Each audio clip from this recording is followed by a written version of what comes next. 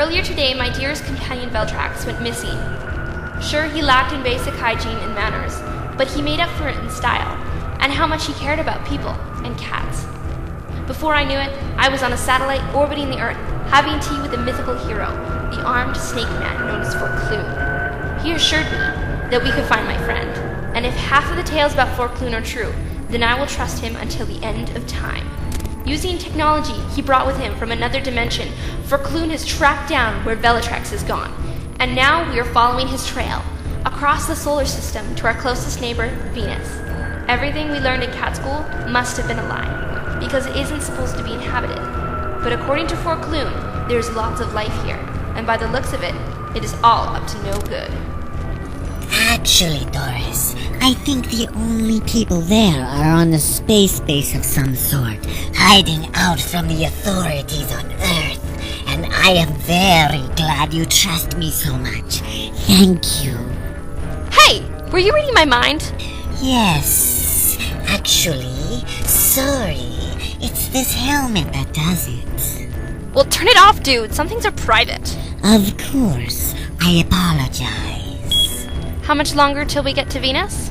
Still a while yet. Just sit back and relax. You got it. What was that? Something hit us. Hold on. I'll get it on the viewer. There it is. It was that?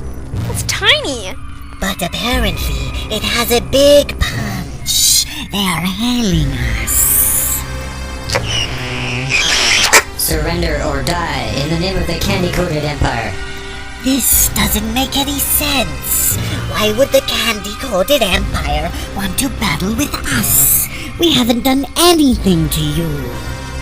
It would seem you only understand force, so that is what you will receive.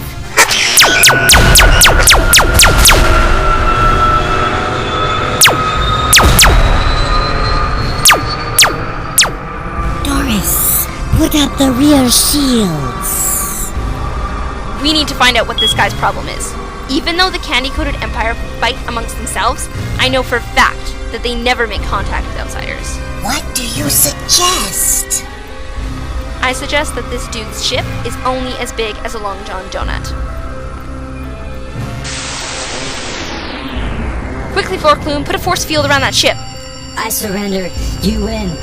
But before you take me to your labor computers and take over my mind, I want you to know that one day we will rise above you and destroy you. I think you have mistaken us for someone else. Your destination of Venus would suggest you are part of the Order of the Vetabanting Five. Are you completely and utterly insane? Actually, we're on our way to Venus to stop him. Dorriss, please turn that force field off.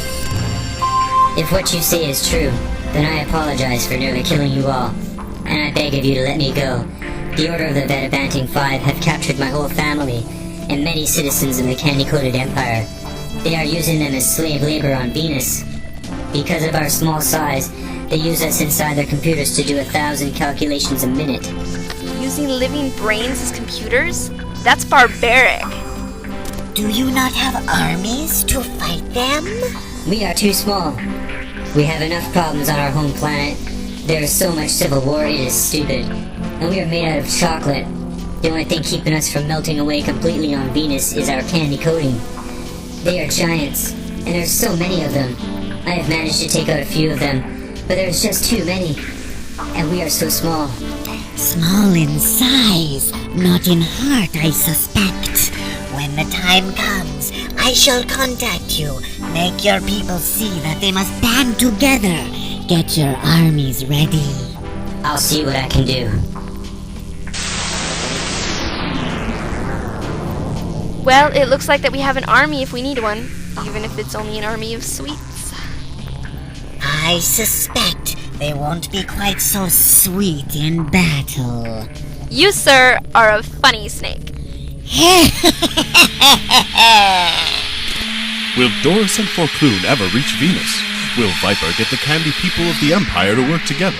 Will Dorriss be able to rescue Veltrax? All these questions answered and more in the next exciting episode, Hot Foot Aplenty. Holy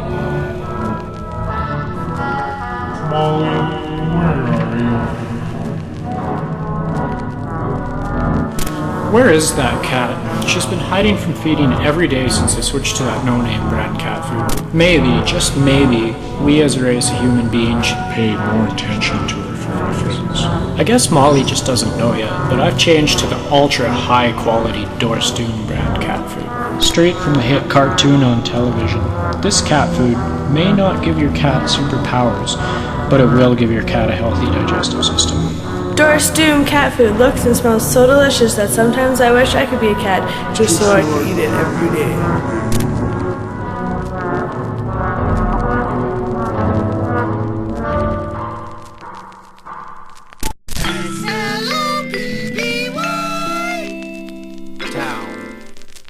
Hello everyone, and welcome once again to the magical land of Slobby Town, where the fish walk upright and the licorice is made of grizzly bears. We are currently hiding out in the underground catacombs. Hank, grizzly bear licorice is pretty ridiculous concept, even by our standards. Regardless of that, while we were enjoying today's episode of Dorriss Doom, there were rainbow-colored beams of light shooting from the windows of Saragopalty the Giant's castle. Are we gonna go investigate these mysteries or what, Hank? I'll be honest with you, Gerald. I'm not planning on it because I'm scared. It's alright to feel scared, Hank, especially when that maniac Saragopalty the Giant is involved. So, basically, I plan to sit right here and do nothing at all for the rest of the day. Hank, you are super boring! Wait a minute, here comes someone. Hello! I am Crazy Carmichael. I was created by Saragopalty the Giant, and I have come to take all of your radioactive fish. Crazy Carmichael! We don't have any radioactive fish! In that case, I want your socks! That's a pretty unfair request, Crazy Carmichael. Okay, but I will return, and next time I won't be so soft on you guys. Saragopalty will get her revenge on you yet!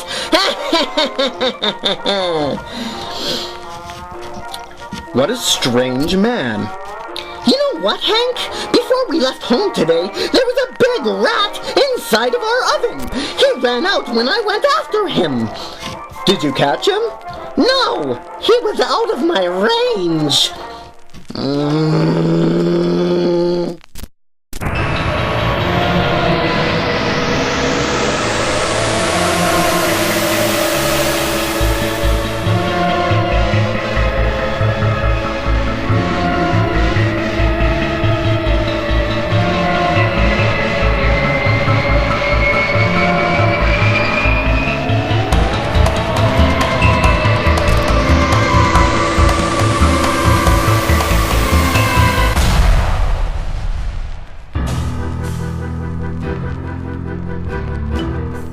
We have finally arrived on the planet Venus, where the sinister order of the Vetabanting Five have taken my dearest companion Veltrax. I'm not ashamed to say that I am frightened about what comes next. A daring jailbreak from possibly the most well-protected detention center in the universe? Oh well, at least I'm a superhero, and I have Forclune by my side, and I have the lucky stuffed kitty Velma. I like Velma. Hey, put that toy away. This is serious business. Whatever you say, Mr. Grumpy Snake. Besides, we have arrived. Can you open this door? No problem. You are pretty handy with your hands. I'm great at crocheting fuzzy scarves also, but don't pack me a lunch before noon. Let's go. Okay, what? Which way do we go now? Do you know the layout of this place? Yes, we are already in the detention area. We just need to find Veltrax. With your permission, I would like to turn my psychic helmet back on to contact Veltrax. Permission granted, Snaky Boo. My name is Forclune. Snaky Boo is my cousin. Sorry. Veltrax, can you hear me? Yes, who is this? I am here with Dorriss. Do you know what cell number you are in? It's about time. I'm in cell number 53.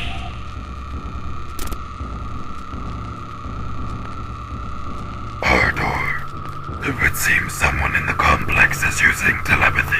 Play back the telepathic message, GROGLOR.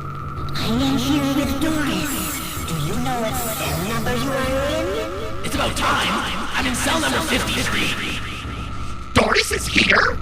I thought she was destroyed! It matters not. GROGLOR, turn on the mystical power suppression field in the detention block and prepare for the trial run of the biscuit body transmat machine!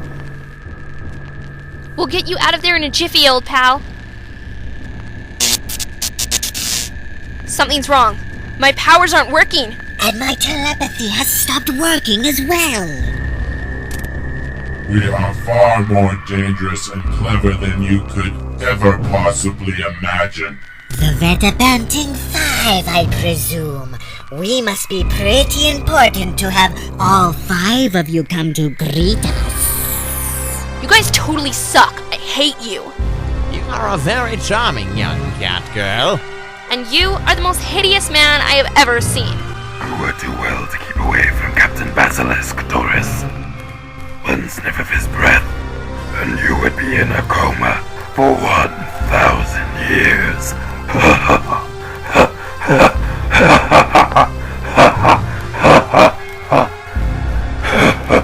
My friends, we have come to greet you in person today for a very special reason.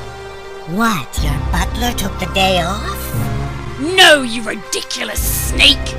You may have heard tales that we were building a gigantic supercomputer here on Venus.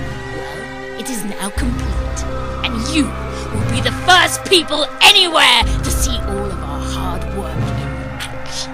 What does it do?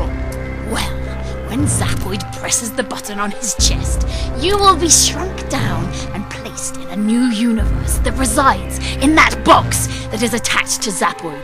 As you can see, it is roughly the size of a biscuit. If our test is successful, we will then be able to take over entire galaxies by putting every single living thing into the diabolical biscuit box of doom! You're insane! We shall see about that, Zapoid. Initiate the BBTM! With pleasure, my lady. Excellent!